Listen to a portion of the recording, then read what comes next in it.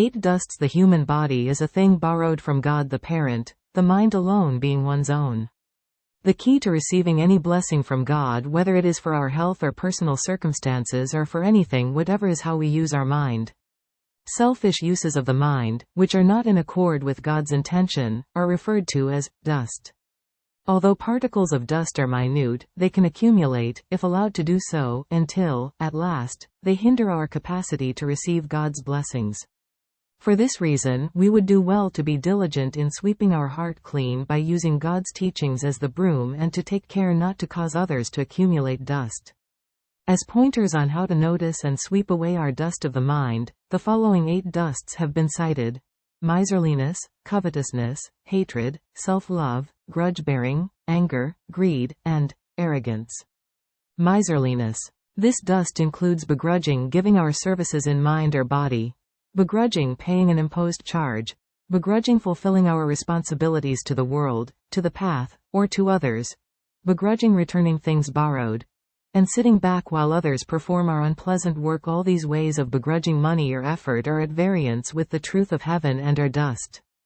Covetousness. This dust includes craving for money without putting in any mental or physical effort to earn it, desiring good clothes and good food beyond what is appropriate or fair, and desiring more and more although what we have is enough. In all matters, what is important is to settle the mind so that the feeling of insufficiency does not arise in the first place.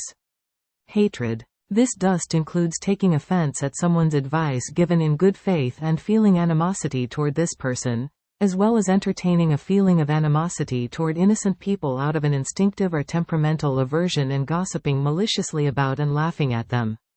Also, this dust is present when family members such as husband and wife and parent and child lead a cat and dog life because of their own self-serving desires.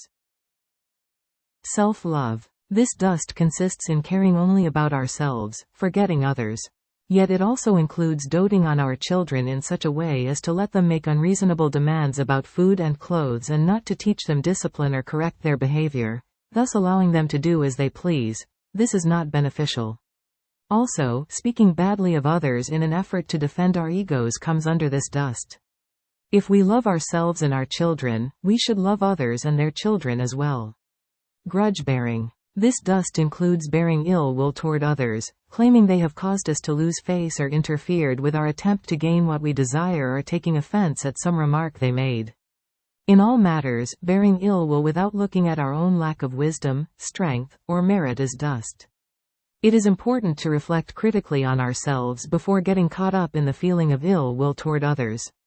Anger. This dust arises from our own willfulness. It arises because our mind is not purified. This dust includes becoming angry just because someone has said something we find disagreeable, or because someone has, in our own view, done something wrong. Anger also arises when we insist on making our own opinions heard without trying to understand others' points of view. Instead of upholding our willfulness and anger, we would do well to uphold the truth of heaven. Losing our temper can lessen our merit and even have a harmful effect on our lives. Greed. This dust includes desiring to have more than others and take as much as possible by any means, whether by giving short measure, by misappropriating what belongs to others, or by engaging in profiteering. Taking anything whatever it is without paying the price for it reflects avarice. Also included in the dust of greed is succumbing to lust.